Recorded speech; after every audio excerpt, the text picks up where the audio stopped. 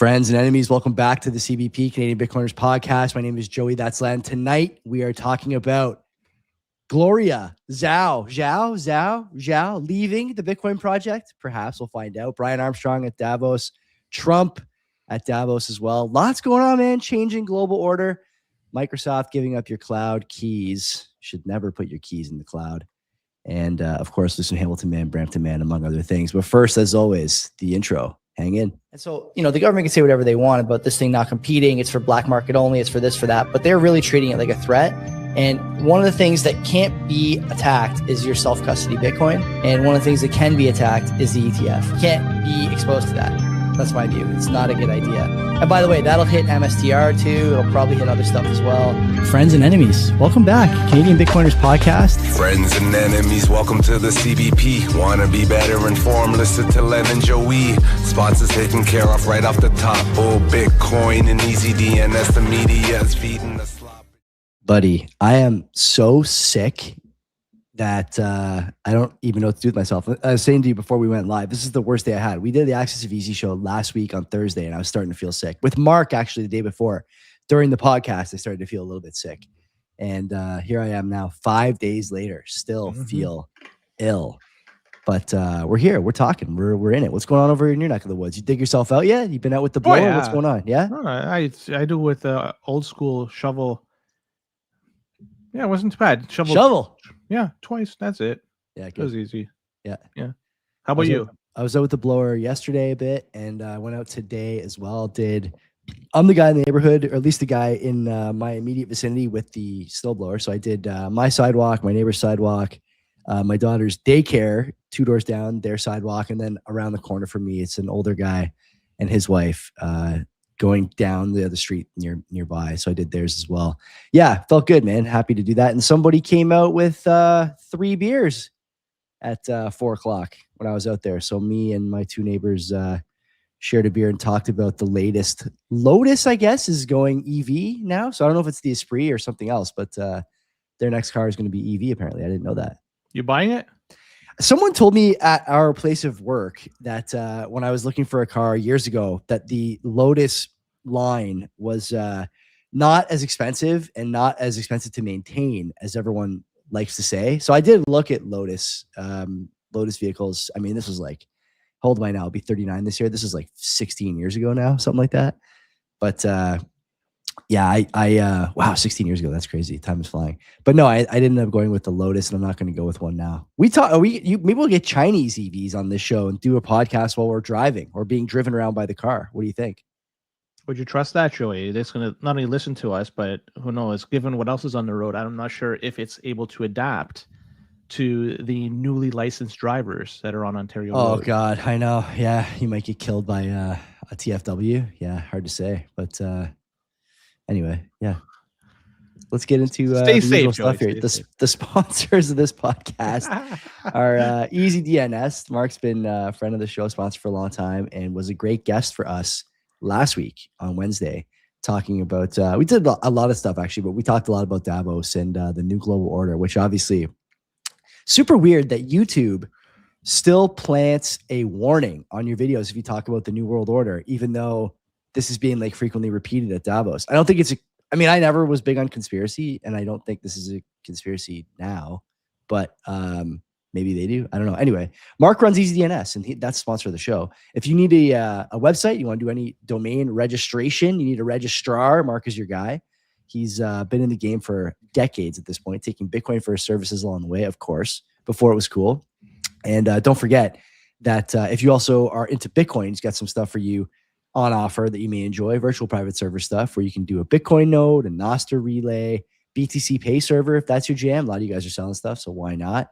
And not to mention that if you have like a client list or a newsletter, protect all that data with domain share and easy mail, among other things. A couple extra bucks won't cost you an arm and a leg. Nothing does over at Easy DNS. But you will get service like a rich man and like you paid big money for it, because that's what he's about. If you use our promo code, those CBP Media, you get not only the best service, but 50% off your first round of buys over at Easy DNS, which is great. Can't beat that. So shout out to Mark and the team over there. Who's next? I like Bull Bitcoin. You like Bull Bitcoin. That's why they sponsor our show. That's where we make our Bitcoin buys. And if we were ever going to sell, it's not time to sell yet. I would use Bull Bitcoin to facilitate that sell. Either way, non-custodial exchange. This is what you want when you're doing any sort of transaction with Bitcoin, because this way nobody's holding onto your Bitcoin. There's no way to get rugged. You have to provide a Bitcoin address in which to facilitate a buy. That's pretty darn cool. Not only that, on-chain fees are still low, but they also give you the option to buy in Lightning if you want to use that. Not just that, you could do reoccurring buys, you could do auto buys, limit orders. This is from a non-custodial exchange. Typically, this is not the case with a non-custodial exchange. Furthermore, you could pay bills with your Bitcoin if you think the price of Bitcoin is high enough. I personally don't, but if you want, you could use your Bitcoin to pay. What are we going to ever do this ad? And you're going to say, okay, Now's the the price is time. high enough. It's time to pay some bills. Pay your cell phone bill. Bull Bitcoin. When is that ever going to happen on this show? I don't think it's ever going to happen in my life. I'm at the point. I'm coming to the point. I think I'm going to just take this stuff and just pass it on to the next generation. Okay. I'm really I'm at that point. Show to you. And even if this goes to $1 trillion, I think I'm still going to be in that position. I'm going to always just pass it on. But either way, I want to talk about Bull Bitcoin. You could, if you have to pay your buds fiat cash or fiat currency, you could do that. You could send Bull some Bitcoin, and they will facilitate the transaction to send some money to your bud through any transfer, and it ends up in Canadian dollars in their bank account. So check them out. They're the best in the game. If you use our referral code below, if you do that and sign up, all your buys and sales in perpetuity are going to be slightly cheaper, and they're available in Canada, Mexico, I think. Wow, Colombia does a recent one. Argentina. By the way, that promo code is 25% off the fees. So it's like, there's some podcasts to get like, I think, shitty promo codes, but 25% off your fees is pretty good. You get half off with Mark and a quarter off with the Bull Boys for life. I mean, I don't know what else to say. You can't really beat that. Well, the reality is, if you think Bitcoin's on sale, yeah, any code is going to be a beautiful code. But these are the guys that are the best because, like I say, non-custodial, and they mix it before they send you. Like, come on. Yeah. Also, great group chats. Yeah. Yeah, they hate the Leafs more than they hate the government. So interesting stuff there. Where do you want to go next? Boost, I guess. Sure. Mo BTC Dick 500 sats, and he writes in, "Love when Mark's on. Let's fucking go." People love Mark. Someone told me that Mark is like he is one of the most humble, smart / rich guys around. And I will agree with that 100%. Talking to Mark, he's been to my house a couple of times. My wife knows him, and everyone I know who just knows Mark through me says the same thing, like super down to earth guy. But when you start talking to him about stuff like we were talking about on Wednesday, he's obviously been doing a lot of thinking. And by the way, Len, that was the second conversation we had in a week.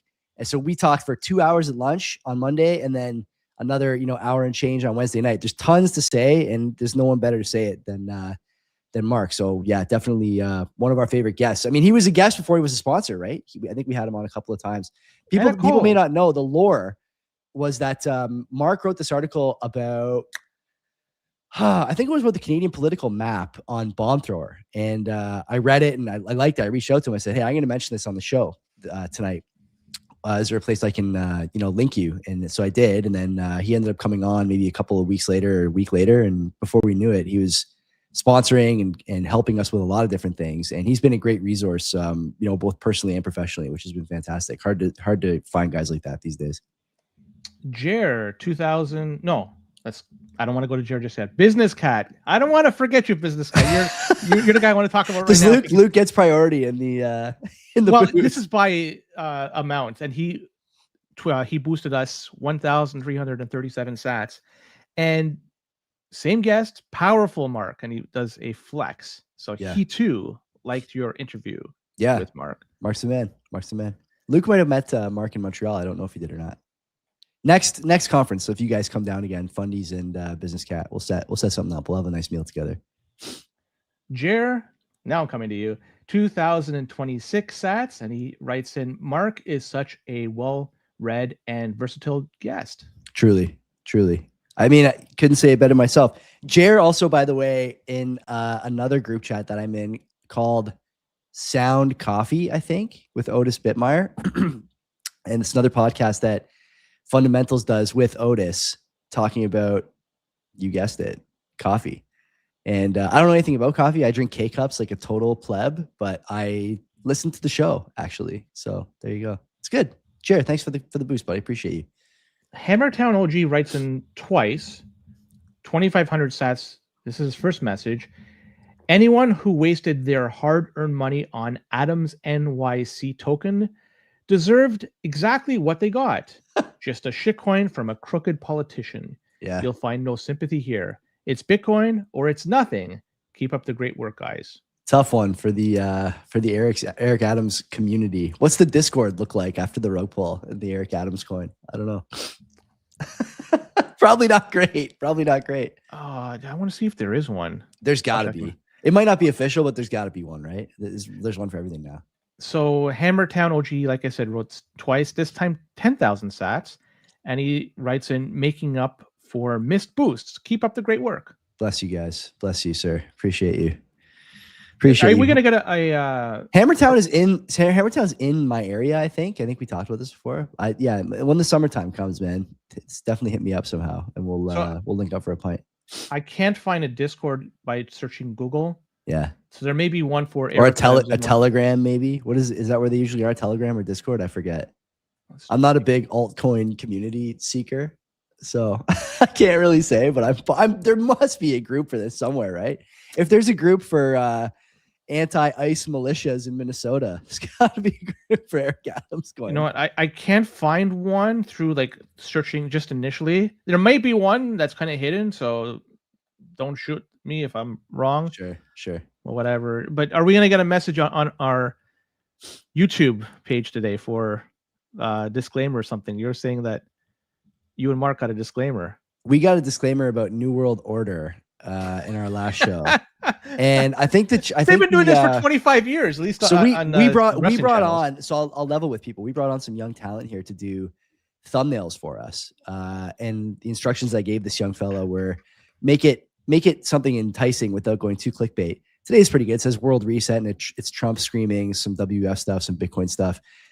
I feel like we could get not a strike, but like a note on our show for this. But the other part of me is like, what part of this is sort of like underground conspiracy at this point? Everyone is talking about it. Like, why are we pretending? Why don't we just lean into it? You know, are we not just a lean into it kind of show? I thought that everyone should be like this. No, it's a centralized, and every time you're dealing with somebody, they could do what they want, right? I know that, but like, I mean, come on, give me a break on New World Order. Come on, dude. I'll give you give me a freaking break. I'm trying not to swear. Give me a freaking break. I'll swear. I'll give you one that's worse. I decided to say, what the hell? I'm going to make an NHL 94 Facebook page to expand the reach for that. Sure enough, Joey. Sure fucking enough. I'm going to swear for it because I'm fucking pissed about this. 2 weeks in, all I'm doing is posting NHL 94 pictures, not even videos.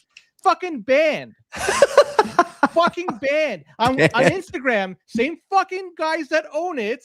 No fucking problem. But on Facebook, and were you posting like tips and tricks that are illegal in the community? People are playing online. They don't want to see your content. Like it's been an interesting week in the 94 community, to say the least. And that was one of the interesting. Like it's the fucking get banned for just posting 94 pictures. How ghetto is that? And I appealed it. The appeal was fucking denied.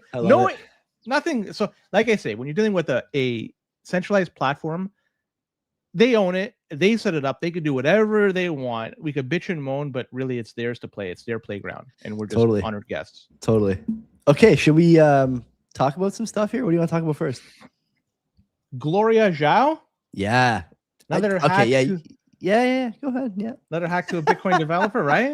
Not too long ago, we had Luke that he lost some Bitcoin because his PGP was compromised, right? Yeah. Not too long ago we had this. I guess 2.5 years ago, give or take. Luke, by the way, has become a reply guy for me. He's in my replies telling people about BIP 110. Take it for what it's worth. Are you gonna support it? I might ask him to come on the show and talk to me about it. He denies the 55% approval thing. So I thought, okay, well, what is the approval? That's we're going into the weeds. Yeah, I mean, that was what we talked about last week. BIP 110, he wants it to be a 55% yes rate, basically, to have it merged. But seems there's going to be some pushback to that. Anyway, we'll go back to the other episode if you want to listen to that. Let's talk about Gloria.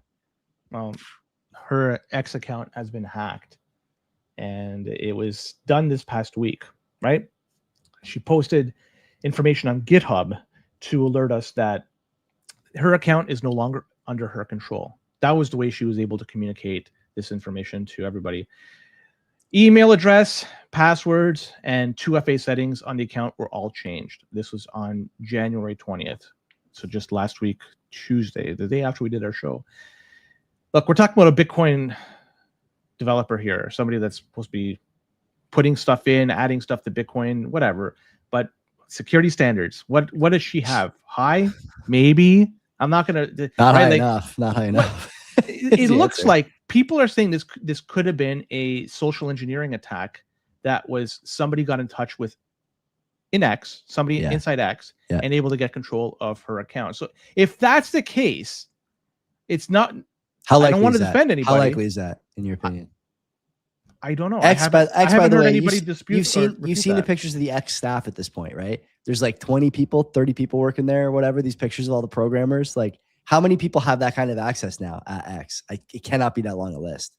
We've had other people lose their account because of social engineering attacks, and even people recently, in the past couple of years, even see people that wrote a book that's sitting on there too. Before Elon or after Elon? After. Okay. Yeah. So, like, I'm not going to say this isn't the case.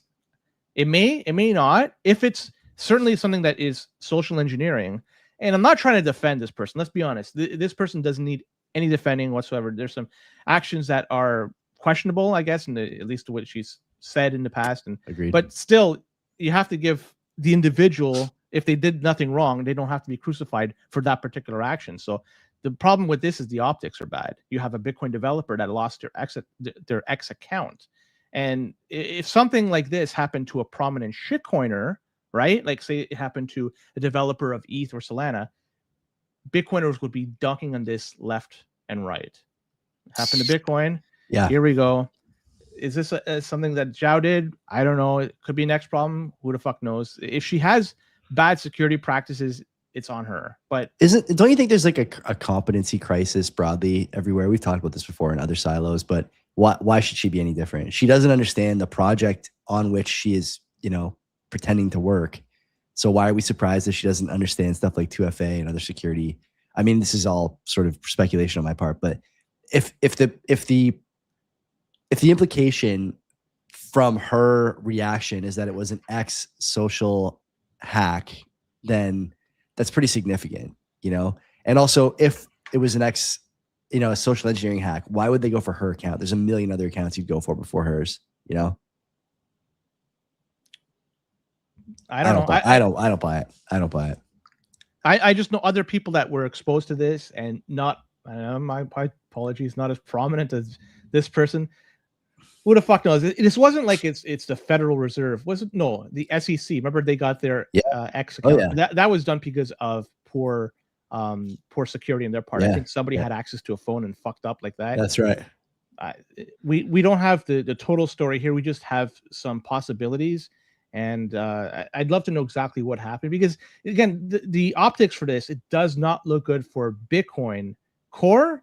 And then it also bleeds into Bitcoin as a whole. But in the end, like, whatever. I don't really give a fuck, to be honest.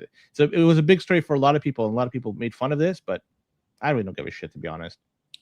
Interesting comment in the chat. I won't read the whole thing, but she basically, Zhao was courted out of university for her skills. And John is saying that there's at least some reasonable expectation we should be screening for political leaning as well. Is that something you've given any thought to? What kind of, like, there's a thin line here, and it's very blurry as well, between Bitcoin's quote unquote like governance free structure and now at the current price, and I would say the sort of modern day importance of the project, expecting the people who are recruited to work on Core come from a certain cloth.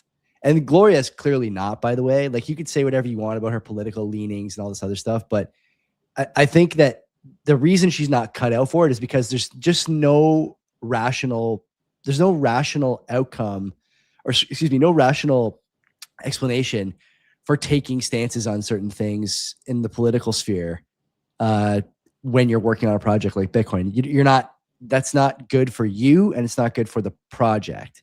And it looks to me like it was an attempt to add a little bit of luster to her personal brand more than it was to support Core. And now here we are with this issue, her security practices maybe not up to snuff. And it just tells me that her priorities are misplaced. As an aside, again, very much speculation on my part, but are we sure that the Chinese are not putting people into positions where they can be doing damage to stuff like Bitcoin? They are, after all, putting people into positions where they can do damage to basically everything else. So why would they not be doing it here? I have no answer for that. You're correct. That's certainly a possibility. It's within the realm of possibility. But is that the case with this one? It's impossible to know. But like at some point, you won't know until it's too late. That's exactly right. And so at some point, the risk mitigation standards have to meet the like. There's always an asymmetry between risk and damage, right? So the damage, for example, I'll use quantum as an example. Okay, so hold your tomatoes, everybody. If you think quantum is a big risk if it happens, okay? If quantum happens, it's a huge risk to the network, but there's only a 5% chance of it happening. What is the amount of resources you should dedicate to fixing that problem before it becomes a problem? It's high. It's like a high amount of your resources because the outcome, even at a low probability, is catastrophic. So when you're talking about recruiting core developers or working on core, yeah, there's a 10% chance you recruit someone like this, or someone like this comes into the project who seems to only care about personal brand and not about the actual outputs. But the thing is, you have to put more resources into guarding against that 10% chance, because the damage is catastrophic if you pick the wrong person. And if you have, again, one person a Git merge does not make. But if you have 4 of these people that are, I don't want to say high powered, but you mentioned earlier, notable people, then what do you do with the project at that point? We've already seen that. And I made this point last week or the week before. Governance in Bitcoin has become less technical and more political now. So if you think that that's going to continue, you need people in here that are politically aligned with you. And that's not just a matter of red and blue. It's a matter of certain principles of money, certain principles about core, certain principles about the future expectations for Bitcoin and data transfer and all these different things. And so she didn't, I don't think, meet that standard. And I think the core people and every Bitcoiner has to start thinking about, okay, what are we doing here? Are we going to just recruit anybody who shows technical promise? It's not enough anymore. In fact, I don't think it's even 50% of the pie. I think the other pieces are more important at this stage, especially as you move into an era where, anyone can code. The language of code is going to become English, not Python. And so, what do you do with these talented developers? Well, you vet them for politics and for, fit and finish, I guess, to put it diplomatically. You get what I'm saying. Let's jettison the garbage. Yeah. Let's get rid of it. And let's talk about the story in Netherlands. It's floating around. Netherlands tax laws may change. Not yet. Looks like that capital gains could be taxed annually starting 2028. This is both realized and unrealized gains. So if simply holding on to something, right? You could hold on to something and it goes up in value. And a lot of things go up in value quite a bit. Look at gold and silver, for instance. You're just holding on to it, and just because of anything that happens globally, something could make it go up. So you could be triggered for a payment and tax just for having it. These type of stories, they make my blood boil, Joey, because you never hear anybody talk about getting refunds on unrealized losses. It's only gains, never losses. If you're going to do one, let's do the other as well, right? Let's give people the opportunity to fucking shoot for the moon on something and they lose everything. At least they could then apply that for taxes going forward. That's never going to happen. You know why they can't do that, right? Because it's bullshit. This whole thing is fucking bullshit. Part of it, but most of it is because marking to market losses for individuals means marking to market losses for governments and institutions. And governments and institutions, for example, if you were a real estate holder in Canada over the last little while, marking to market your portfolio would have been disastrous. And so if they're going to mark to market the gains for people without selling, then you have to do the same thing for liabilities, and that causes big time ripples in domestic. And Netherlands is too small to matter on a global stage, but domestically that would cause chaos.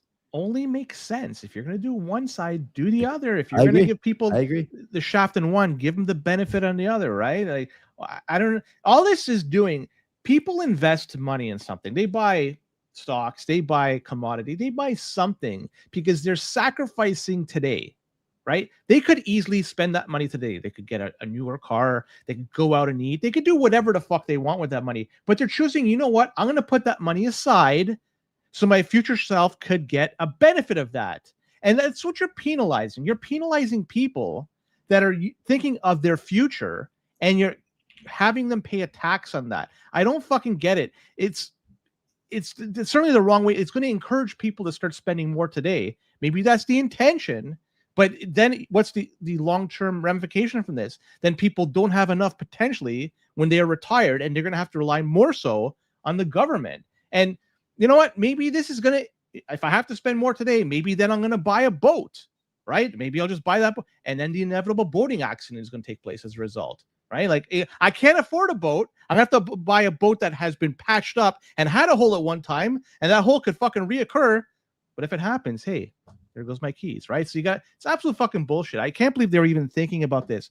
But this is going to happen more globally. If it does happen in Netherlands, I can see this shit happening everywhere else, right? Yeah. It's just free money. California's trying to do this now, right? They're trying to do this now, the wealth tax. So a couple of things we'll talk about. This is a pet topic of mine. I really find this stuff fascinating because I think we talked about it. You and me talked about a lot of stuff early. When I was looking through the episodes for which ones to post around Christmas time, there's some good stuff from like 2021 and early 22 where we talked a lot about unrealized capital gains tax and how it would look and when it would start and what would what the cause would be.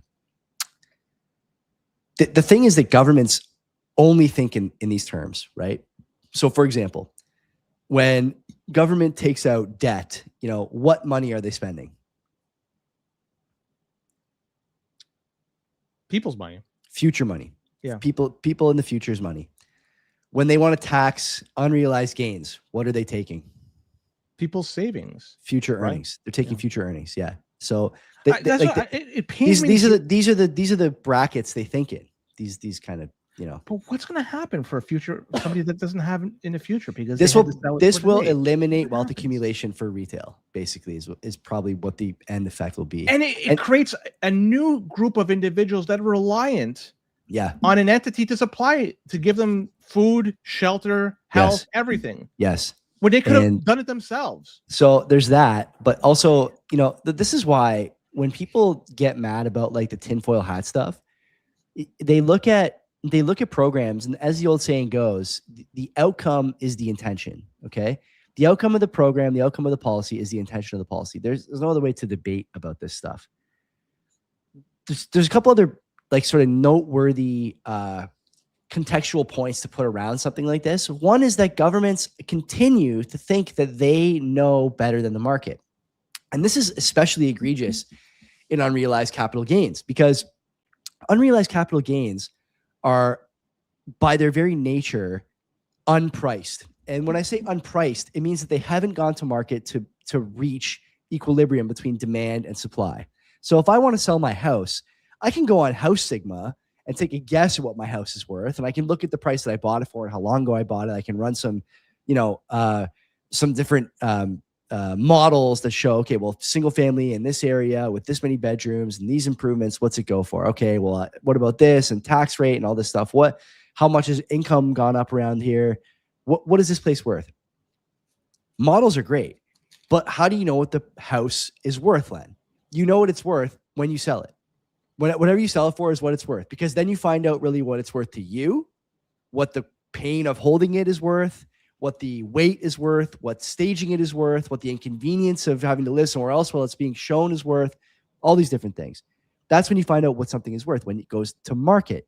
And government, yet again, is pretending here with unrealized gains that they know what something is worth before you do. And you could say, well, it's not happening to primary real estate. Yeah, but it's actually happening to stuff that's even more weirdly priced and dynamically priced, stuff like vacation homes, stuff like Bitcoin, stuff like cars or art or any of that stuff, all reported. And what this opens the door to, and one of you guys said this in the chat, I don't know which one of you guys said it, but what it opens the door to is basically asset confiscation. You become, is like a forced disposition element to this. If I wind up with $100,000 tax bill on all my accumulated wealth growth over 5 years, okay, how am I going to pay that bill? You either sell or borrow. You got to sell or borrow. So you either become indebted or you part with some of your assets. And again, like when people talk about the conspiracy theories, own nothing and be happy, everything I look at is own nothing and be happy now, whether it's the Adobe design suite of programs or unrealized gains on Bitcoin. Like these people just don't want you to have any money. And by the way, Len, as we've talked about many times, as many prominent people in the media have pointed out, what happens to stuff like debt and deficit at the government level if you start taxing every single billionaire at 100% tax rate? You get enough money to run the government for like 6 weeks. Like the problem is not on the receipt side, it's on the expenditure side. And until we start realizing this, until someone does something about this, and makes this a commonly held and maybe more importantly commonly understood position that tax receipts are much closer to just being able to maintain sewer grates than they are to being able to maintain the social safety net. Once you start to get there, then you realize that everything else is just a humiliation ritual. You're working more, they're taking more. You don't sell, they force you to sell anyways. Like it's not right. It's demoralizing for people to have to go through something like this. And you wonder why kids are not getting married, not having kids, why people are fleeing countries to go to low tax rates, why people are doing stuff like a million different side hustles and betting on crypto and all this other shit. Like it's crazy, man. It's crazy. And it's like, why are we doing this? And yeah, Darren Honeysett in the chat saying we use the term life as a service. Like life as a service is where you're headed.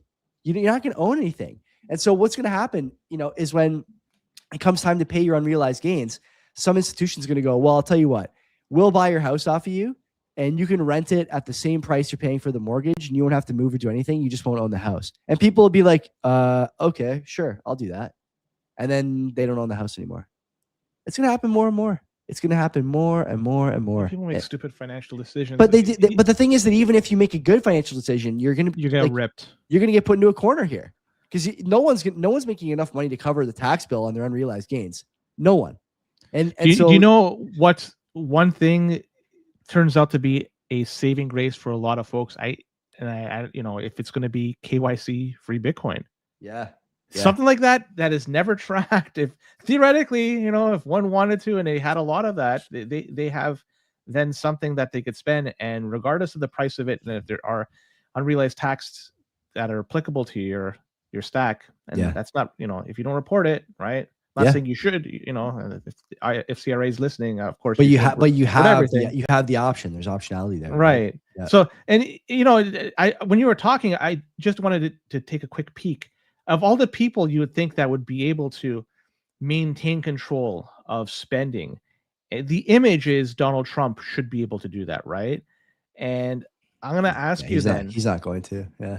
Not only he's not going to, he's not doing it. So 2024, the U.S., their deficit, he was the president for 3/4 of the year. What was their deficit that was reported in 2024, Joey? What do you think it was? I don't know.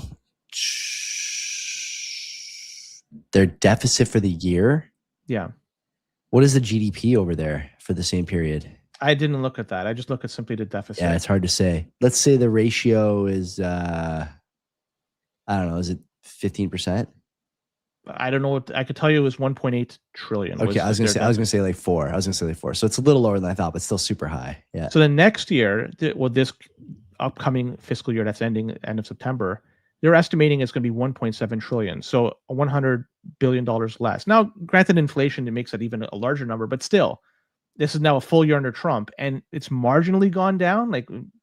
So if anybody that you would say would have the image of taking this and maintaining control of the deficit and not adding to the debt, but he built the image for himself. Like we didn't assign him that quality. This is his fucking image, right? And it's turning out to not be the case. He's got time to change this and bring that number to zero and make it a surplus. But another 1.7 trillion that's estimated that's going to be added to the deficit, to the debt this year. It's a lot of money, man. So nobody gives a shit. Yeah. But who does give a shit is Steak and Shake. Sure. They do give a shit because it's a story that would probably bring a smile to a few Bitcoiners' face. Maybe. You got to dig deep here. Remember in Steak and Shake, they said they were going to start accepting Bitcoin not too long ago, May 2025. You could pay over there with Lightning Network. And this week they announced that they're going to be starting to give hourly employees a quote unquote Bitcoin bonus. And they're going to be getting around or up to 21 cents per hour that they work. And that's going to be paid out in Bitcoin. I love this. This is so cool. It's an interesting story. The bonus starts March 1st. The 21 cents is definitely symbolic, the number 21, right? The number. Secondly, it shows off that Bitcoin is a medium of exchange. If you're adding it to somebody's pay, but there's a catch to all this, Joey. There is a catch. The employees are able to collect the Bitcoin pay after a 2-year vesting period. So you have to wait 2 fucking years to see. I'm good with that. It's fucking lightning. You can just add it simply to every fucking paycheck. 2 weeks, give me your lightning address. Boom, where you go, right? Why does that have 2 years? Like, come on. Like, let's get this done instantly. It's settlements done on this blockchain every fucking 2 years. You gotta flip burgers for a whole halving cycle. That's bullshit. That's bullshit. That's why I say it's a good story, but there's a catch to this. Like, I wish it was done in such a way that every paycheck that they get, their fiat, they get alongside that some Bitcoin that they earn 21 cents. So bring it on. I got a yawn here. Oh my God, I can't believe it's here. Anyway, listen, the Steak and Shake thing is great because number one, we talked just a second ago about how retail is being priced out of wealth accumulation. Assuming you keep a job at Steak and Shake for 2 years, there's probably some metric somewhere that shows that Steak and Shake starts to recoup their costs in terms of training and inefficiency after X amount of time. And you become a sort of a quote unquote quality employee, a quality investment for the company after 2 years. So after 2 years, if you do your time, then you can do whatever you want, but then they get the best out of you and you get in exchange, like all caps is saying in the chat, a forced hodl for 2 years. And it helps bail some of these retail people out of, maybe not destitution, but if you make $1 a day in Bitcoin, that's not bad, right? And then if you start making, let's say you work 8 hours, 40 hours a week, like you're doing all right by the end of the month, right? And then, it accumulates over time and that Bitcoin starts to look good. And you also, I hope, I didn't look and see if Steak and Shake did this, but I'm sure they did. They've been actually really good on Twitter and seem to be into the Bitcoin thing more than most of these companies who just do it for the clout. I would like to see them have a dashboard along with this. If you started working at Steak and Shake and this time, that time.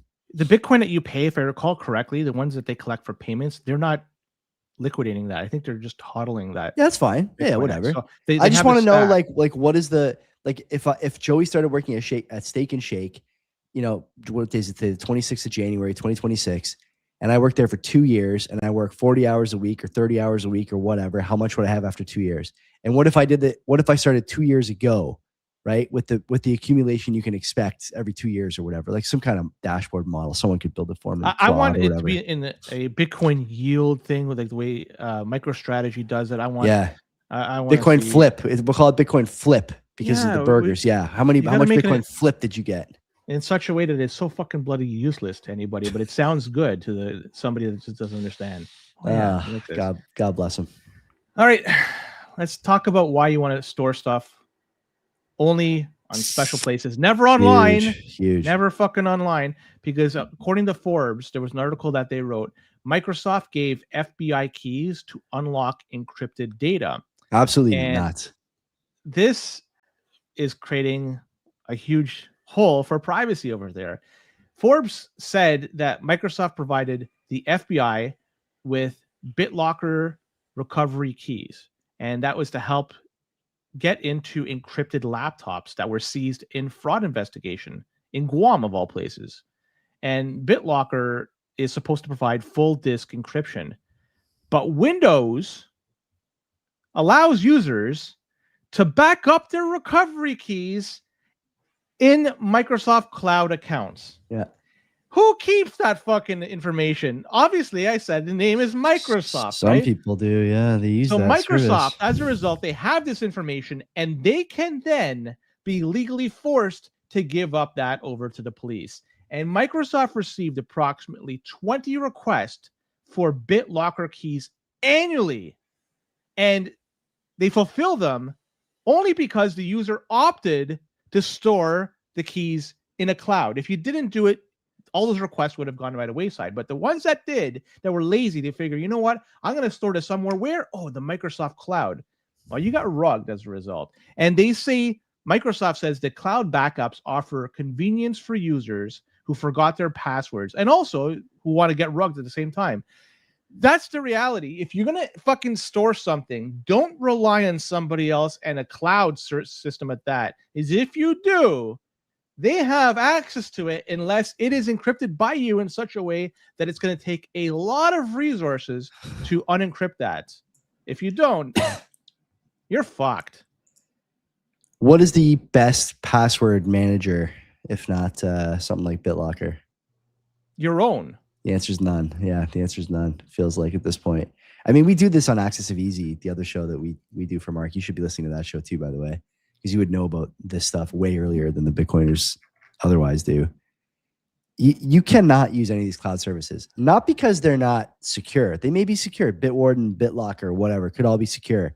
But if you are putting your keys or any data in a position where it can be targeted by law enforcement, Microsoft, Google, Amazon, they will cooperate 100 times out of 100.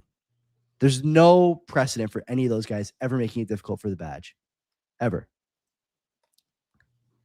You have to store this stuff on your own in a way that's secure. I saw all caps talking about PGP. Learn how to use PGP. Get a PGP key made for yourself. You can do it online. I think you can like download all the stuff off Git or whatever and do it. Yes. Yeah, super easy. And you know, if you're not doing that, that's fine, but you're putting yourself at risk. We talked about on Axis of Easy a couple weeks ago, and we've talked about it on this show too, how it's starting to become more commonplace and more acceptable that government target people who are quote unquote, you know, damaging societal harmoniousness and harmony with their words, not just related to stuff like, you know, criticizing immigration or religion, but also casting dispersions over the state of the economy or talking about the value of money or the legitimacy of money. And if you're a Bitcoiner, naturally you may have this target on you. So what do? Well, you certainly do not put your keys in the cloud, your passwords in the cloud. You know, you have these millions of password managers that you're not keeping track of, but on the other side of those managers are people who can get into this to see the data, because there's probably laws around that. If you haven't figured this out by now, I don't know how you're going to figure it out, but chances are it's going to get hairy over the next few years as we talk about these guys looking for unrealized capital gains. They want to know what you have. Well, how do you find out what someone has? You get their keys. It's not that like the lines are not difficult to draw. And you're seeing these lines start popping up more and more in places that you wouldn't expect. This isn't third world stuff. This is happening in America, in the Netherlands, in the UK, in Ireland, in wherever. It's your private chats. It's your private data storage. It's everything that you don't have bolted down, metaphorically speaking, in your digital life. They will come and try and pry it from you. This is a warning shot, man. You know, got to figure it out. And I see Boomer saying it's black pill stuff. I agree. It's kind of like disappointing and can be, you know, upsetting, but there's a couple things you should think about. One is it didn't happen to you for sure, which is great. So you have a chance to learn from it, but also that you're a lot of us are feeling, although black pilled, like vindicated. I've been saying this stuff. Len's been saying this stuff. You guys, you know, in the chat and on Twitter have been saying this stuff for years at this point, and everyone called you crazy. And now the time is coming where the stuff that was crazy even a year ago is coming faster and faster.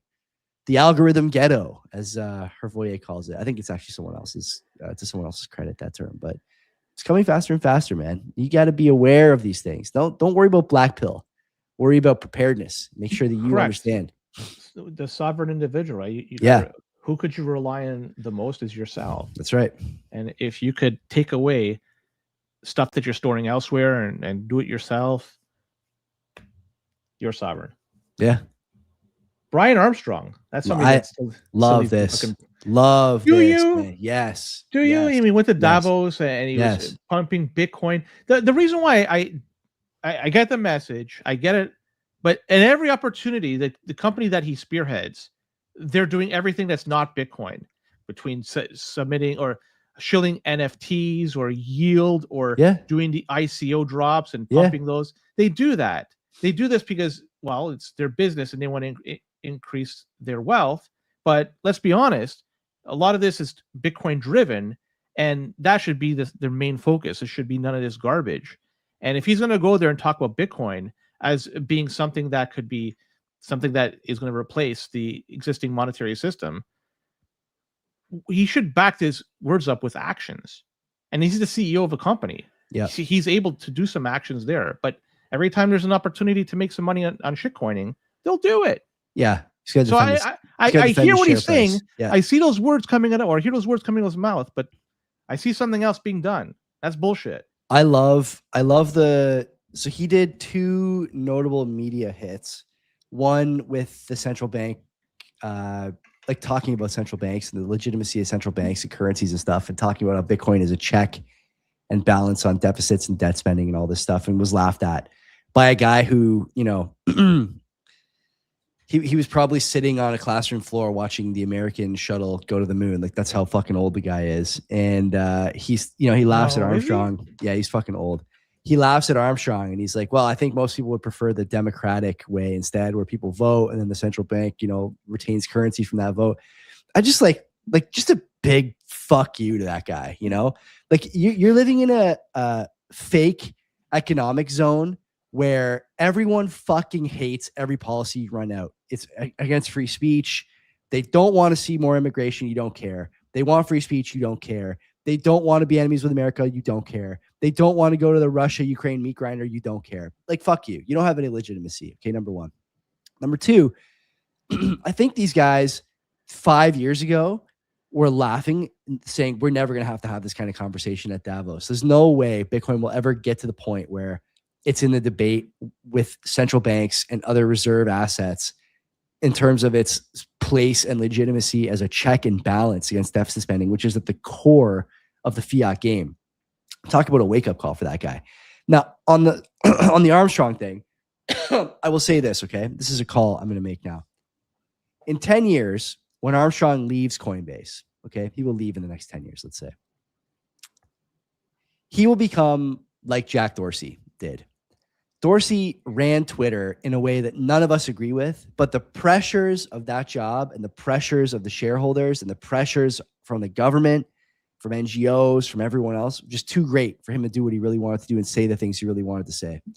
And since he's left Twitter, he's a different guy. He's going to 50-person conferences in the middle of South America, wherever the fuck he's going, and talking about Bitcoin and Nostr and all these different things. He's still running Cash App, still running Square, and has his head on straight, and seems that he always had his head on straight, but couldn't talk about it. I think Armstrong's going to wind up being the same kind of guy. I think Armstrong understands the game. I think he's under a lot of pressure from his shareholders, certainly from the government, because stable coins are going to play a huge part in treasury demand. As treasury demand is falling, we mentioned this, I think, a year ago almost when it first happened, and people talking about it now, like it just occurred for the first time. Gold outpacing treasuries as the reserve asset of choice in central banks around the world. They're under a ton of pressure, like an unbelievable amount of pressure from all angles. And I think at some point he'll just say, yeah, it was a good run. I started, I'm going to hand it off to whoever now. And everyone, you know, have a good one. Take care, blah, blah, blah. And he will wind up being an evangelist for Bitcoin, much like Dorsey is now. I really do believe that. And it seems to me that when he speaks, he gets it. Even if he can't say certain things, he doesn't want to say certain things. I don't think it's because he doesn't understand. I think it's because he's under a lot of pressure. And I think that pressure will eventually dissipate, or he'll step away from it. And you'll see exactly what he actually thinks. And it'll be a pleasant surprise, I'm pretty sure. How much do you think he owns of Coinbase? percentage-wise. 35%. So I got 19 according to Forbes, and Okay. I'm not sure if that's true or not. That's just Yeah, but are they 19% of what? Of not of the voting shares? Probably owns more of the voting Coinbase shares. It says that's all it says. So, "Quote unquote Coinbase shares." Right, So right. I'm gonna go with that. Like so, and I presume that he's. I mean, I've been reading articles as you're talking that he's been selling. So I presume that 19% has been dwindling over time, and they went public 2021 March, I believe it was. It was right. It was the local top. And even before that. Even like remember in 2017 when we started 2018 they were heavily in the shitcoin long before they went public, and I wonder how much of Coinbase was selling Bitcoin, Ether, and Litecoin, and then they were listing everything and anything. That's right. That they could. Started with Bitcoin Cash, and then just got worse season. from there. Yeah. So the argument I'm trying to make here is that before he presumably had the pressures of all this other thing, I think he had a much more tight grip of the company because he owned more larger percentage than he does even right now. 19% is a lot, but back then, before they went public, even 5 years before that, when we started getting into this, did he have control of the company? I don't know, maybe close to it, but still at that time they were still shitcoin like crazy. It was just all the actions of Coinbase has just been fucking with shitcoins. And you know what, the guy, he could leave Coinbase and turn around and become a quote unquote Bitcoin saint. But you know what? I'm not going to fucking to forgive him for what he's done. Coinbase could have been a Bitcoin only company, pushed the narrative of Bitcoin, pushed the message of Bitcoin. It chose not to. And here they are. Fuck Brian Armstrong. Fuck Coinbase. I hear what he's saying, but I don't fucking believe what he's saying. And you know what? He's saying this to a bunch of people. Let's be honest. The people at Davos, they do not want to hear this. Why would they want to give up any power whatsoever? Yeah. If they give up the control of money, they give up a lot of power. I get it. I get where they're standing from. I wouldn't want to give up that power either. But he's saying this to a bunch of people that message is just rolling off their back. It's good to hear, but I don't know. Fuck it. I think I will be proven right here over time, but we'll see. Proven right. I don't give a shit about proven right because, like I say, I'm never going to forgive him for just the fact what's been done to Coinbase over the years. I don't forget about these things. Never forget. Fuck you. What's next, Joey? Do you want to do one more? Or do you want to switch over? Want to talk quickly about BRAIINS? Yeah. Okay. Sure. Maybe two more. We'll see. Anyway, I got to look at my thing here. We covered Armstrong. We covered Gloria. We covered Steak and Shake. We covered Microsoft. Yeah, we can do BRAIINS. And then we'll go over the other side. They're offering up a new service. It's something called InstaHash, where you could buy hash rate that is being sold on the market, and you could purchase this hash rate directly through BRAIINS, and you could use that to mine Bitcoin, of course. And it's an interesting idea. It's not the first of its kind, but it's the first that they're allowing the market to decide the price. And I'm wondering how successful this is going to be. If you look at the Bitcoin hash rate, it's dropped, I believe, 40% since its all-time high, especially now during the cold. It's, a lot of miners, the energy, it's being redirected from mining to enabling people to stay warm. So less mining pools or mining farms are using the energy. So you can see that mining is, the hash rate is going down. What this enables, though, is enables somebody to mine essentially without any equipment whatsoever. It's having somebody mine on your behalf. You're just renting the equipment. Yeah. Interesting. No KYC as well for the whole process, the buying and selling. The whole thing is no KYC. Interesting. I like to see new ideas given to the market. People could decide if they want it. I don't think people will really flock to this, but how long will I found it interesting nonetheless. Before they have to do stuff like KYC, how long will this last? Why would they have to do KYC? Oh God, at some point you'll have to, man. Well, you don't think? They operate a Bitcoin mining pool, and the mining pool you could sign up with, an email address that's not tied to you, and that's KYC free. Yeah, I guess. Right, like the whole thing, the whole operating business they have is KYC free. So like, I don't know. Where are they domiciled? Europe. They are somewhere in Czech Europe, Republic. Right? Are they? Okay, that's good. Yeah. Prague, if I specifically, I remember interviewing. Oh man, it's a long time. So I remember. I'm pretty sure it was from Czech Republic. Yeah. Okay. Interesting. Let's do one last story really quick. Some guy wrote an article for the Daily Economy. I never heard of this website before, Daily Economy. Anyways, the story is very applicable to Bitcoiners, though. The story reads that my bank froze my account. Is permission access still money? And I don't have to get into specifics for this story. It is interesting that essentially services were rendered. He got paid. The people that paid him, they disputed it, and that caused this whole problem here. But every time a bank does this to somebody, and this happens more and more frequently, they potentially mint a brand new Bitcoiner as a result. Not all the time, but there's a potential that a new Bitcoiner, and once that happens, they never unsee what they've learned. You don't have access to your funds once it's given to the bank. It's the money you fucking earned. You went out, you fucking work for it, you're giving it to the bank, presumably that you could get in the future, and then, well, no, it's not yours. When that happens, when they say you don't have it, people look for alternatives. And, one alternative that's always there is Bitcoin. I love hearing stories like this. People need to read it. This guy paid a tuition to learn about Bitcoin. Other people don't have to pay a tuition. They can just simply learn off this guy's cheat notes. Do it, man. Buy Bitcoin. I'm starting to come to this conclusion, this realization that even the money you earn is not actually your money, whether it's in the bank or not, especially if it's in the bank, but whether it's in the bank or not, because the government can just change the value of that money at any given time. They can either make it a zero by canceling you some way, or they can make it less by debasement, or they can do any number of different things and just wreck your economic freedom. And then, as you mentioned in the story, permissioned access is a total scam, but it's become the norm because what does permissioned access do? It keeps people in line. It's an electric fence, right? You gotta keep people in line somehow, and the restrictions around money and different things like that. For example, if you were a bank and you wanted to really give someone a whip to stop saying things on the internet, for example, right? Let's say one guy and his buddy every Monday night, they're talking about this shit, and you decide, I don't want to hear these guys anymore. You know how you could really scare them? Tell them you're calling in their mortgage. And that would really scare those guys. And whether they decide to change their tune or not, you could still just say, yeah, sorry, you're not, what was the term Duca Credit Union used on us? DeLuca, DeJuca, whatever that. We're not, you guys are too risky for us, right? You guys are too risky for us. Joey, what if somebody doesn't have a mortgage? What do you fucking fuck them over? Yeah. Right. Like, okay. Yeah. I don't know. I kind of, in a way, I wish I still had my old fucking car. It just, I missed that fucking thing. Let's go over to the notable stories. Thanks for tuning in, everyone. If you're on video, stay with us. We're not going anywhere. If you're on audio, come back tomorrow for the back half of the show. Until next time, we'll see you. Don't leave your money in the bank.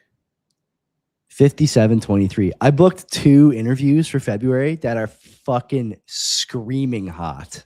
And the guests are fucking so good.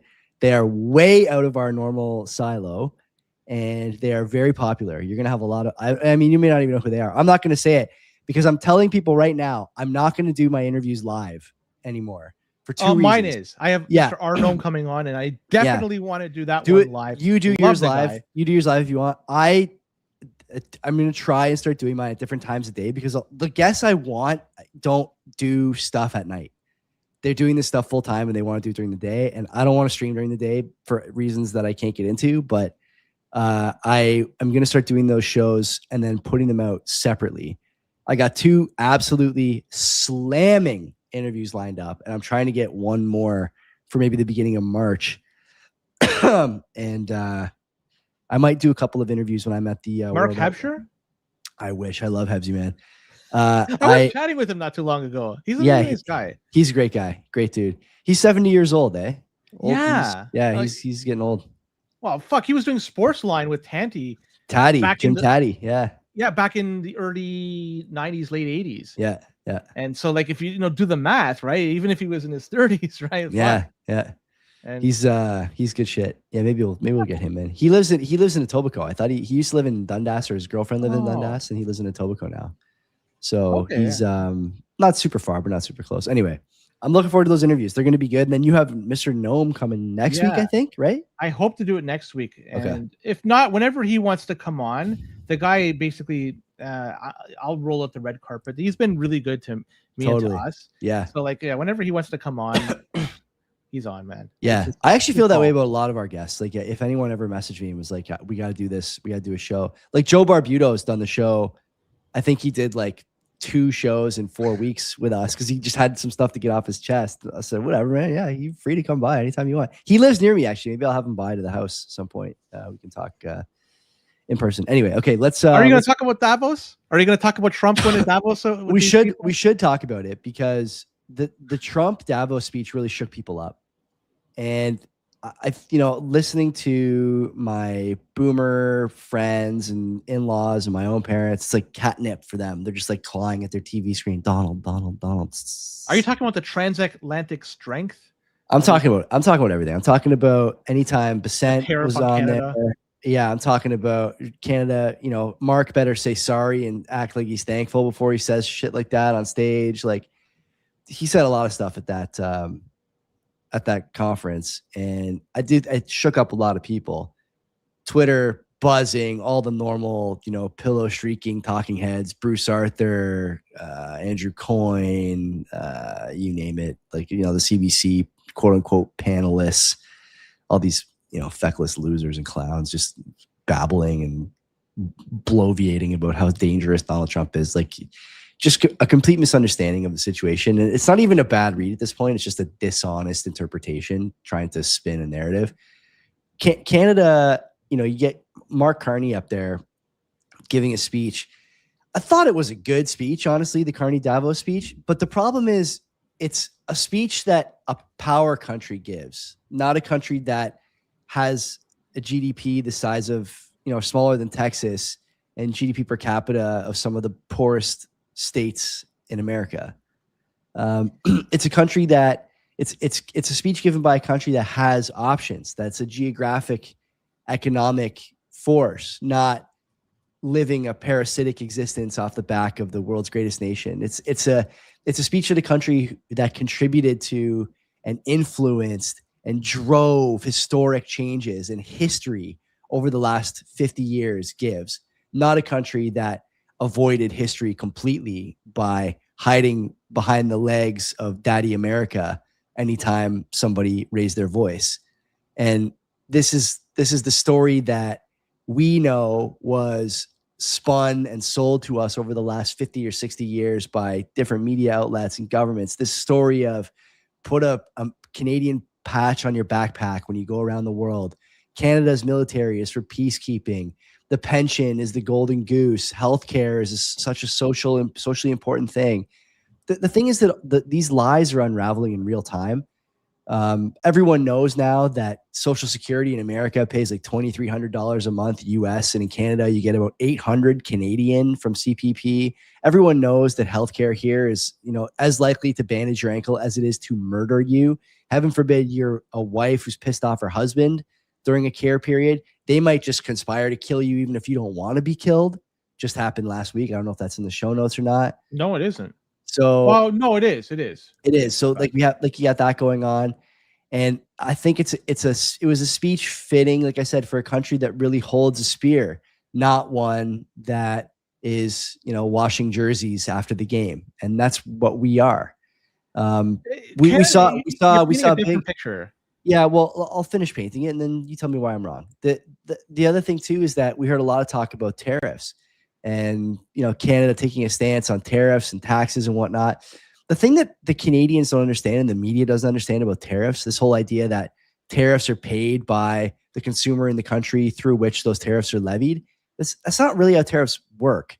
The tariffs in Canada, if you try and levy American goods with tariffs, yeah, Canadians will pay those tariffs. But Americans levying tariffs on Canadian goods will not pay those tariffs. Why? Because in America, everyone is trying to sell their goods. And so the goods that are not tariffed will be the ones that are cheaper on the shelf and they will be bought. The Canadian ones will sit. In Canada, we're selling everything American here. Cereal, fucking cars, fucking everything. Like everything we buy is American or American adjacent. There's just been this like lack of understanding from all these people. And I think Davos, again, coupled with the national unity speech, which had a hint of blood and soil at the beginning, I dare say, from Prime Minister Carney, coupled with that speech, there's an attempt here to really bring people together through what they are describing as what's going to be a challenging time. I don't know if it's going to be as challenging as everyone thinks, or as I think, or as anyone says, but I think it's going to be more challenging than the liberal voting base thinks. And there's going to come a time over the next few years where that Davos speech is going to be in a conservative ad, and that conservative ad is really going to land for a lot of people, especially young people, talking about we're a middle power, we have strength, we have this, we have that. We have nothing. We are at the happened mercy. In just 20 years. Yeah. We're at the mercy. 20 years ago. We're at the mercy entirely of the United States now. Entirely. And 20 years ago, remember this, Joey? Do you remember when Jean Chrétien effectively gave the middle finger to the United States because we were not going to go send troops to Iraq?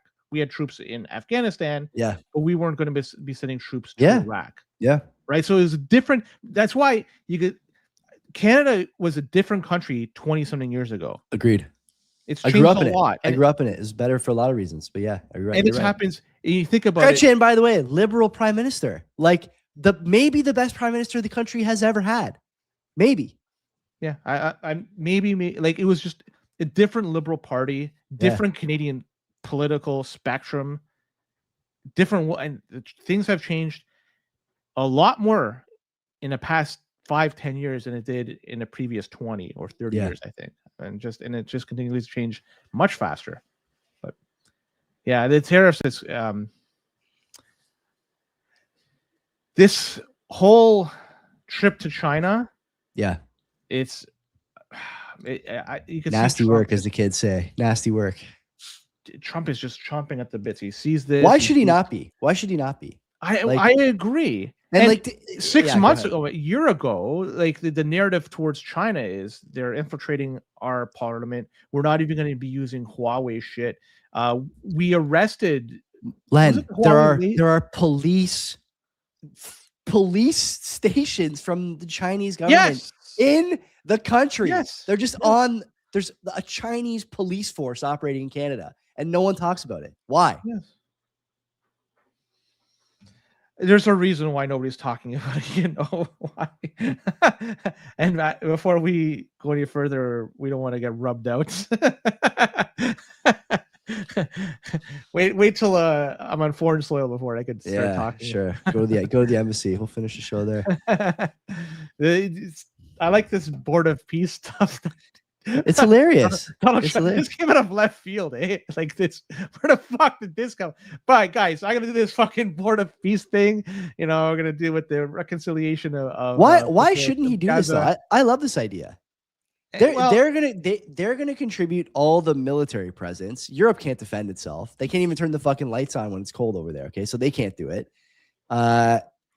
There's really no reason why they shouldn't be asking for at minimum $1 billion, given how much money America's already spent on securing that entire continent over the last 30 years. $1 billion is nothing. $1 billion is a bargain to get on that, Peace Council. What was the name of it again? Was it the Peace Council? Board of Peace. Board of Peace. Love it. $1 billion is just. Are you bored of peace yet? I'm very bored of it. That's just a sign of paperwork. The reality is it's going to cost 1,000 times that. It's going to be at least in the trillions. Dollars. That's the way it's. But the funny thing is, or not so funny, is Canada. Their application. Well, they're not revoked. So, Carney was saying was ungrateful, and he's what Trump was saying. This is going to include the most prestigious board of leaders ever assembled. I love it. The framing of shit that he does. It's always such hyperbole, and. Guy's full of shit. He's so full of shit. Whatever. I'm not sure if I don't want to really talk about it, but maybe you do. It was an interesting story that the Chinese military purge took place this past weekend, where the second in command in the armed forces, General Zhang Yujia, was kicked out of his job. And I'm not sure if you want to discuss this, but there seems to be some chess pieces that are moving in China, and she is trying to position herself as the main leader over there. Make sure that she moves in mysterious ways. You know what?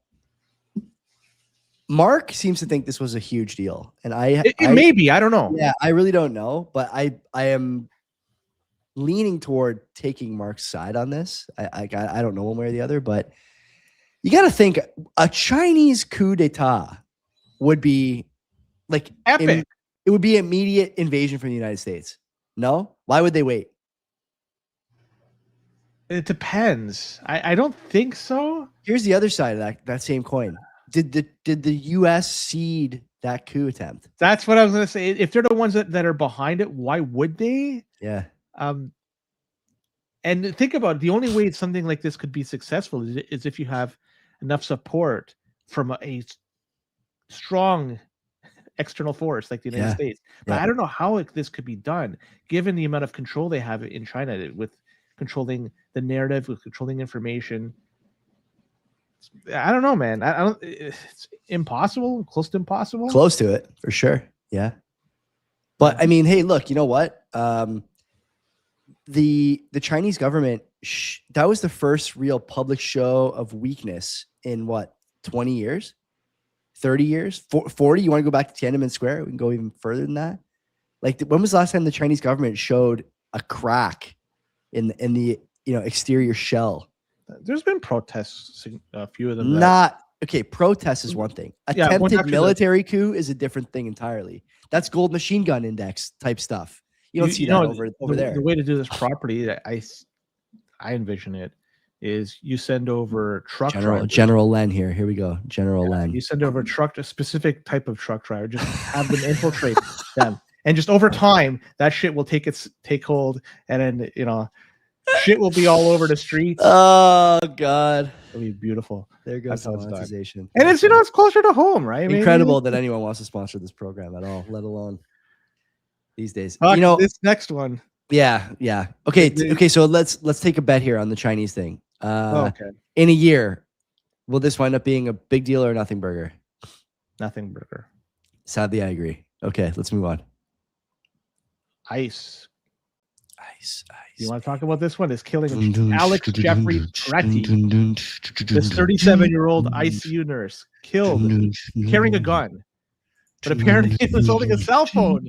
And that's what caused them to... I don't mean to laugh, but like, fuck, they're doing themselves no favors here, the ICE people. It's whatever. I know you have an opinion on this.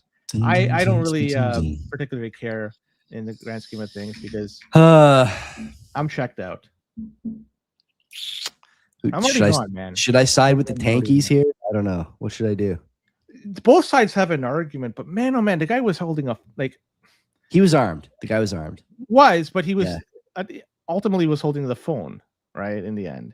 Do you know what the problem is? That's what it seemed like with all this. The problem with all this is these people think they're in a fucking movie. Okay, I'm not the thought leader of this particular school of analysis here. No, I mean maybe Ice too, but for sure these other people that are like fucking protest harder, daddy. Like all these like guys just throwing themselves into harm's way, like, oh, handcuff me for social media. There comes a time where if you leave the bubble of your Disney brain retardation about what the government can and won't, can or can't do, will or won't do, wants to do in some cases with these ICE guys, it seems, and whether or not impeding a federal activity in your home state is a good idea. This is FAFO territory for a lot of people. It was FAFO territory for that woman who got gunned down in her car. And the best argument. How do you fucking start going at somebody with a car? The best argument I heard from people was, well, she was trying to steer away from him. Like, no, she wasn't. Well, here's the thing, Len, at the end of the day, it doesn't matter if she's trying to steer away from him. If someone is in front of your car, they don't have time to decide whether or not you're going away or from behind, or going away or toward. If you're behind the car, you don't have time to decide whether she hit the guy or didn't hit the guy. You have to decide whether your life's in danger and then make a decision. And that's a decision they made. Now, the problem I have with the ICE thing in Minnesota is that, like, these guys, I'm going to go on a bit of a tangent here, and I think it's an important one, and I want people to think about this from first principles, okay? The reason it's important that law enforcement be all men, all 15% body fat or lower, all big fucking chested, big shoulder, big neck, is because when you show up to a town like this, there can't be any doubt about who the physically dominant force in the dispute or altercation or conflict is. There cannot be. And what I see instead is these guys from ICE who are like way overweight. They don't handle like conflict comms well with the public. They're ill-equipped for situations where people are using like Reddit gotcha lines on them and inviting further issue, and they don't really know how to handle themselves and showing up on social media.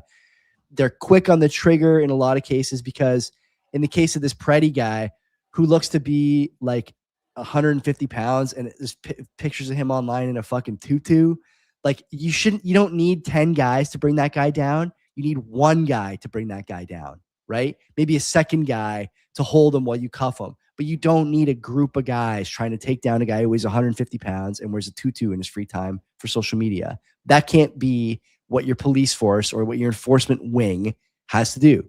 So that's one problem. The other problem is that there's only language of amplification from Walz and Frey. There's no language of calming the situation down. Like you have to tell people you have nothing to worry about if you're not an illegal alien.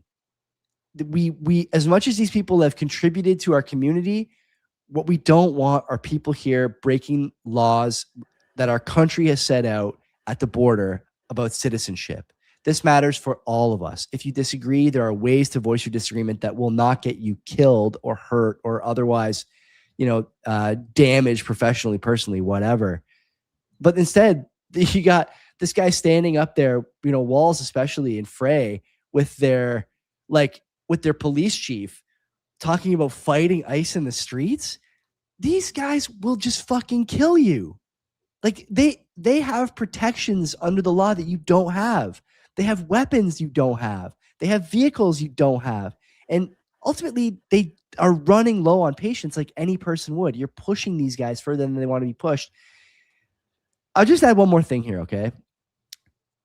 There is a special kind of deeply ingrained mental shortcoming in the person who drops their kids off at school, makes a TikTok video with Saving Private Ryan sound effects in the background, posts it, and then goes to a protest where they put themselves in harm's way while carrying a weapon or inviting violent force some other way.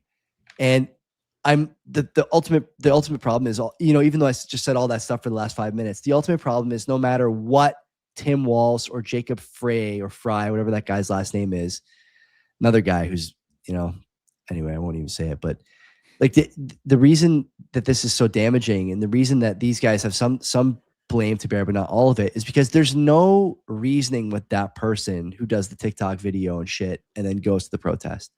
That person is gone. That you're dealing with that person. They're an empty vessel for some ideology that was given to them by 4chan or Reddit or whatever. These people exist on the left and they exist on the right. And in this particular instance, there's no reasoning with them. So what's got to happen here? I'm not sure, but I suspect that this is going to continue. And again, in keeping with the theme of tonight, this sort of global upheaval and world order shifting and things like that, there's suddenly a lack of patience by the federal government for what is obviously election rigging in some of these states. Like if you have a bunch of states putting in laws, I think Virginia just did this. They just elected a Democratic governor. They, putting in laws basically overnight where you can't enforce anything related to immigration within 400 feet of a polling center. Like that to me is obviously election related. When you're telling people in Minnesota, for example, that if one of you has ID, then 80 you can vote if someone vouches for you or whatever. Like that's obviously election fraud. And I think there's a certain power dynamic that's changed in the states now, where the ruling party, the Republicans, no longer view it as viable to win elections when the other party is clearly cheating. Not to say the Republicans are not also cheating, but the cheating is a lot more finessed on that side than it is here. And all this to say that we're in a new era now of what the government will or won't do, what power means. And the reason we're in that era, Len, is because I think everybody at their core realizes this experiment's almost over. With money, with democracy, with nation states, America is moving from nation to empire. And I'm going to talk with one of our guests coming up about that. The cost of empire is the theme of that discussion, domestically and internationally. And I think that America is going through that phase shift right now. Where will it take them? I don't know. If you ask guys like Dalio, he'll say that it's the end of the monetary regime and you're about to hit a real turbulent time and a reset.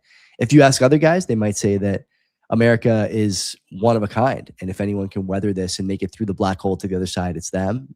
We'll see. But to deny that these things are just parts and symptoms of a larger shift is, I think, it's just dumb at this point to do that. Well, looking at that and also looking at the price of gold and silver. Yeah. Right.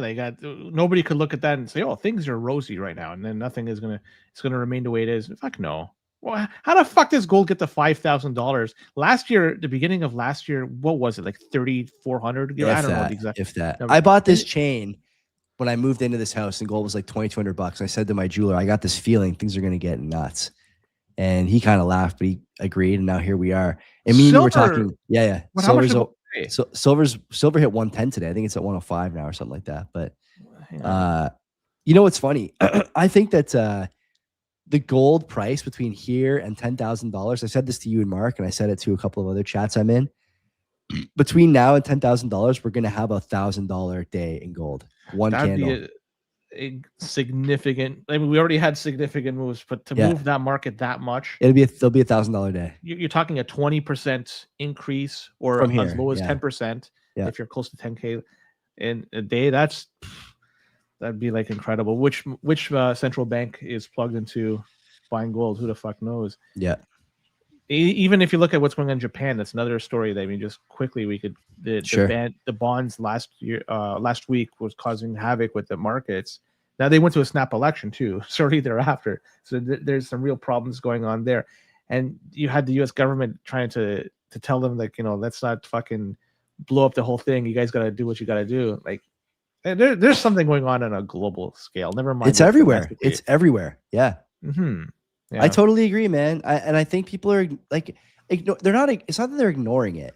I don't think they're ignoring it. What I think is that there's like a clear sort of shift in how people are, like, what they're paying attention to, right? Like, everyone seems to be like TV brained, where they're looking at whatever the news says. And then there's guys like me and you, people in the chat, people who are like, tuned into all this stuff. And I'm looking and just watching, like I said earlier, like the catnip. I'm watching people just scratch the TV screen, scratch the radio. Like, that's not the story. The story is there's a military coup in China. The story is the price of gold just moved again. The story is that Bitcoin, even as all these other things are happening, is not completely crashing. The story is that the US dollar is facing a demand issue overseas, and stable coins are going to try and revive, that demand and demand for the treasuries. And like these are the stories, and everyone else is kind of dealing with, to make an analogy about having a cold. Okay. You can either keep wiping your nose, or you can try and get rid of the cold. And I feel like everyone's just burning through boxes of Kleenex. They're not worried about what's actually causing the cold. They just think it's a runny nose. Like, it is not like other times. And I realize that saying this time is different. These are famous last words, but man, if you look at history, I'm not like a crazy good student of history, but I've read enough to know that this is a lot different. There's so many things now that used to take a decade to really take hold. It takes months now for some of this stuff. Months. That's assuming, by the way, that we don't enter into like a crazy period of unemployment and displacement thanks to AI and other technology, which never existed in the past. People talk about, AI is going to be like the printing press. Like, fuck it is. Do you know how much different things are going to be if instead of the lowest bracket of workers going out of, finding themselves unemployed, it's the fucking white collar guys? Like, that class is a different animal than guys flipping burgers, right? Getting outsourced to India for hotel check-in on an iPad instead of at the desk at the Marriott. This is a different thing entirely, dude. Entirely. Who's the V man or I? I know. I see in the chat The V-Man, V-Man. Z-Man, I'd love to know I don't that one. I'm trying to rack my brain. Z-Man is Zelensky, right? Who's V-Man? Vlad? Never said it was Vladimir? him. Never Vladimir? said it was him. I could, but I don't know. Maybe Iran, V-Man. I don't know. Whatever. Anyway, we're running out of time, but we are, and I'm fucking so sick. I'm. Do you want to talk about the cough. conservative leadership? We can. When is the review? I believe it's next month. But tell people about the story. I was talking to Ben Schmidt about this on Twitter the other day. I want to have Ben on. I like Ben a lot. He's a fun guy to talk to. He'd be a good guest. So maybe I'll bring him on. The fact that the riding he's now the MP of is Battle River Crawford. Sorry, was the well, it still is now. The previous guy that stepped down so Pierre Poilievre could run now wants back in. This is turning into a real circus. Poilievre's done. He's done. I don't know how he could. He did a response to the Carney Davos speech. Did you watch it? I gotta watch it. I guarantee it's a fucking cringe fest. I guarantee it. The House was in session today too, so I didn't even watch that. So I think it was in session today. I don't know. Yeah, I was.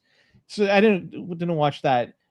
Just now he lost his seat, took somebody else's seat. That guy wants back in. A few guys left to join the Liberal Party. One fucking quit altogether before they joined the Liberal Party. There seems to be a lot of infighting, and it has to be because the leadership over there needs to be addressed. I suspect that Poilievre is not going to be long for leader of the party. You think? Yeah. He'll be hosting a show on the CBP network by this time next year. The question is, I'll have to give him some training. I'll give him some microphone training.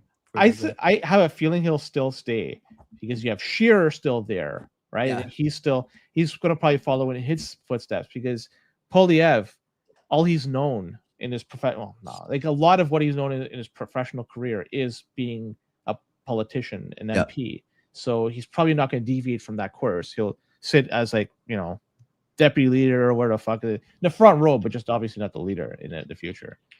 Michelle Rumpel-Garner should give it a try. Yeah, Bitcoin Bits is saying Michelle Rumpel-Garner should try it. She supports TFWs and all that other shit. Don't want it. If you ever watch Poilievre speak, and you see her mannerisms, it's a telling sign. Yeah, I don't want her. I don't want her at all. I want Jim Balsillie. Give me Jim Balsillie. I haven't heard that name in a while. He's doing the media. He's doing the circuit, man. He just did did Pakin's podcast. Steve Pakin's a guy who I have a connection to that I might try and get on the show just to get his read on federal politics. I think there's a lot going on in federal politics now. And you and me have talked about this before. You should tell people actually, what are your thoughts on an election? Obviously, they announced the grocery rebate today, and it seems to a lot of people. Okay, tell me why. Tell everybody why. Well, why would there be an election? Give me the mechanism that is going to cause an election. Think about this as you are Mark Carney. How do you trigger an election? So there's a number of different ways you could do it. Well, you got to go to the Governor General if you're Carney. You want to dissolve. But you go to the Governor General after something happens in House of Commons. So a vote would take place. Okay, we're going to go down this path. So you'd have to have a confidence vote. And then there would be a vote of non-confidence. Who's going to vote non-confidence? The Conservatives? Probably. Yeah. The Bloc Québécois? Absolutely. Green? Maybe. NDP? Hell no. Well, okay, tell me why NDP wouldn't. Because I think a weak Conservative Party and this suddenly socialist Democrat uprising in the States and here, I think the NDP could wind up especially with a weakened Conservative Party with no leadership. Don't say it, though, because I'm going to say it. They could be the official opposition. They could do it. I said it. I said it. It's out there. Not in the foreseeable future. Train the AI models on it. They could be the official opposition. No, they could do it. Not in the I could see that happening maybe in 30 years, 40. Just not in the current political landscape. You are simply just disregarding the right of center vote, or even the center vote, we'll call it, and just saying they're not going to matter. I think right of center. I think right of center votes liberal now, because I think Carney. I think Carney's running a right of center government. He's not running a hard left government. He's running a right of center government. I think. Compare this to Paul Martin, who was a right of center. Nobody remembers Paul Martin then. They remember Trudeau. I certainly do. They remember Trudeau. And like that's who they're thinking about. He's Right. running he's running a government right of Trudeau. And so people will vote for that if also, by the way, people don't know where they are on the political spectrum. They don't know when they say they're right of center, they view themselves as like right next to the center line. They don't view themselves as like hard right. What they should be thinking is what people I think should be thinking is, are you to the right of the current government? If you're to the right of the current government, where does that mean you vote? Generally, it doesn't mean you vote conservative, because even if you're conservative, like I would be hard pressed now. I would not vote liberal, but fuck, I would be swallowing my pride to vote for a conservative candidate at this point. The party's lost. They're completely rudderless. They're feckless. Their leader can't speak. Okay. He's not agile at all. A terrible campaigner, terrible debater. Because we didn't address one issue, and then we'll have to address this second one. Okay. So the first one is, how does an election get called? Okay. I don't know. You tell me. So you're going to have a vote in the House of Commons of non-confidence. As I said, the only party that's going to have to play ball to encourage this is the NDP. They have no hope in hell of trying to do this. They don't have money. They don't have leader. They have nothing right now. They are going to wait. They have to collect donations. They have to pay back the money that they owe. They have to elect a new leader to figure things out. That person's got to leave a thumbprint in the party that's going to have to take 6 months to a year before they actually have an idea what the direction the party's going to go. And to a degree, they're being cannibalized by the Liberals. So they're probably not going to want to go. So if you're not going to have a vote of non-confidence, Carney's simply going to the Governor General and saying, I don't want to govern. The Conservatives are going to snap that up and say, I'm here, I'll govern. And then they'll be able to govern, at least temporarily. Right. And then Carney's no longer prime minister, and he fucking shot himself in the foot. So that's the only way that you're going to be able to do it. So you'd have to either let the 4 years lapse for this government, and then it automatically goes to election, or Parliament decides for whatever reason that they just don't have confidence, and it's not going to happen. So I don't see a non-confidence vote passing for the next year, 2, maybe 3. So that's what I see. And then the other one, what was the other one? It was 2 fucking things we were going to talk about. I totally forgot my. The NDP forming official opposition. Yeah. You were asking for. Okay. It happened like 12 years ago. Okay, there was a reason it happened 14 years ago, 15 years ago. It's because the Liberals imploded. Nobody liked Ignatieff, and there was a vacuum that had to be filled. A Federalist Party filled it, and that was the NDP. And if you look at where the NDP gained the most seats, was only one province. That was Quebec. Take out Quebec, their gains were minimal across the board.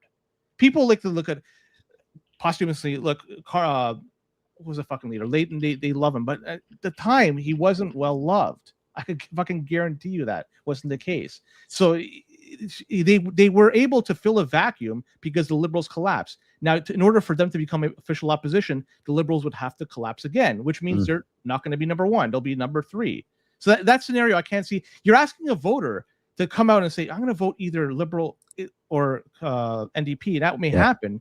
But the floor for the Conservatives, it's not 30. It's way higher than that, just because they're the only party, the national party of substance, that's going to be center right. So they're going to get 70, 80, 90 seats. That's their floor. That's enough to be official opposition. The NDP, they'll be lucky to get 30 next election, unless something changes drastically with the Liberals. They got to really fuck up. And that's going to cause a lot of people on the left of center to say, oh, you know what, the NDP is an alternative, and I'll vote for them. But they'll be cannibalizing each other in terms of the voter base. So you're not going to be able to collect enough votes on that side of the spectrum to have them be both in power and also official opposition. It's just not going to happen. At least maybe not in the next little while.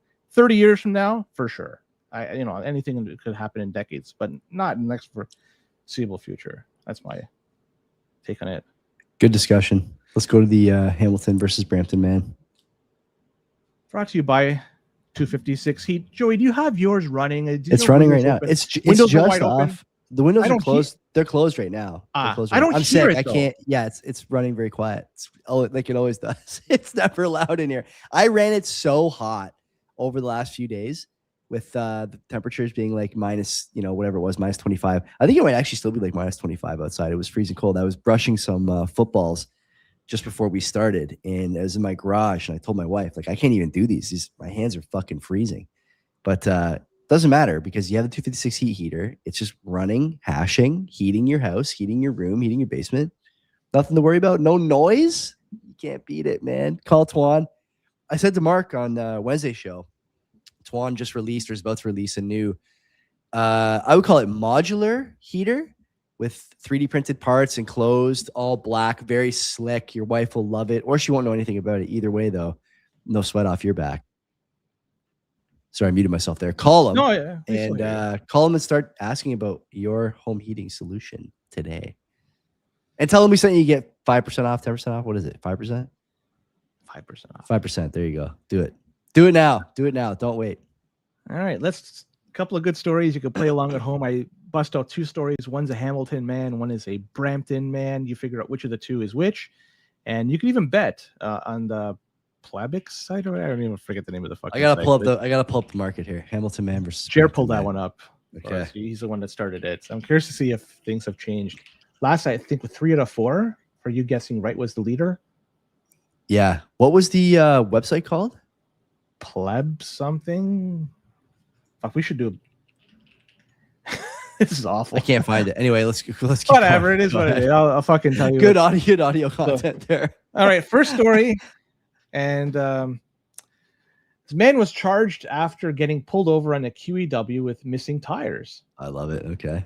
How many tires were missing? Multiple. A man was facing several charges after he was found driving along the QEW in St. Catharines This is so without easy. all his wheels. Just stop it right now. I already know what's. Well, we got to hear the next story. It may change your mind. So it was making rounds on social media. The OPP said that a member of their Burlington detachment received calls around 3 a.m. on Tuesday of complaints of a bobtail truck with missing tires. And the driver was first spotted on the Toronto-bound lanes of the QEW near St. Catharines, and then officers went to go stop it, and the driver was inspected, and they pulled him over, and he's been charged with operating an unsafe vehicle. So he essentially had in the back multiple tires that were just flat and major defects to them, and he fucked up royally. That was number 1. Number 2, before you think, this is going to be a slam dunk. Thieves broke into a trucking business on the weekend and made off with nearly $17,000 worth of shampoo and mouthwash. They entered the commercial trucking business sometime between midnight and 6 a.m., and the mouthwash and shampoo was packed up, ready to be shipped, according to police. And they're still trying to figure out specifically if they wanted the shampoo or mouthwash, or if it was just the most easily available thing that they stole. So the suspects also stole a tractor, a 2003 blue Freightliner, and they used it to pull the merchandise off the yard. The shampoo and mouthwash were on a 2005 trailer, also stolen. The gates of this compound are open around the clock, so truckers can enter and leave as they wish, and there was no one at the lot when this theft happened. And the building is on a dead-end street, so there's very little traffic, and it's difficult to figure out who the fuck it is. They don't even have a subscription for the person that's stolen. But if you find somebody out there that has minty breath and very nice washed hair, maybe you found out who the fuck it is. So there you go. You got the thieves that took the shampoo and mouthwash, and a dude driving the truck with no tires. The truck with no tires seems like the obvious Brampton Man story, only because there's like a couple of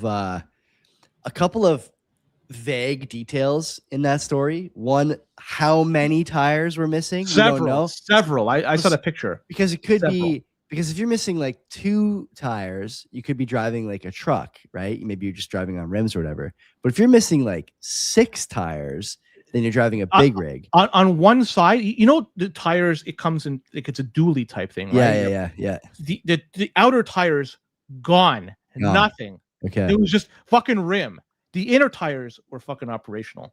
I will say that the guy who stole the trailer, this is a weird thing, right? Like the story is framed like he stole shampoo, but he really just wanted the trailer, presumably. Wanted to get the trailer. So I don't think a Brampton man necessarily goes to steal a trailer. I think that's more of a Hamilton Man thing to do. So I'm gonna go with the guy doing a side quest down the Queen E with missing wheels as the Brampton guy. He's heading to Toronto, so that makes sense. Yeah, give me that guy. Give me the truck driver as the Brampton guy. Yeah, right. Okay. It seemed like it seemed like a slam dunk, but that second story, it threw enough of a hint of doubt. That It did for sure. It did for sure. Yeah, I wasn't. yeah, I had to think it out. It is a Hamilton Man. So yeah, they stole it. Gosh, it doesn't even say where, but yeah, it was definitely Hamilton. Love it. Okay, great. Thanks for coming, everyone. Appreciate you guys stopping in, spend some time with us here on a Monday night. I'm gonna do the like and subscribe thing for the YouTube video. If you haven't dropped a like on it, drop a like on it. Subscribe. I mean, you guys are all subscribed anyway, but if you're not, by some chance, just do it. And yeah, we'll see you next week on Monday for another show, and then with our gnome on Wednesday next week. I think so. We're gonna try. Yeah.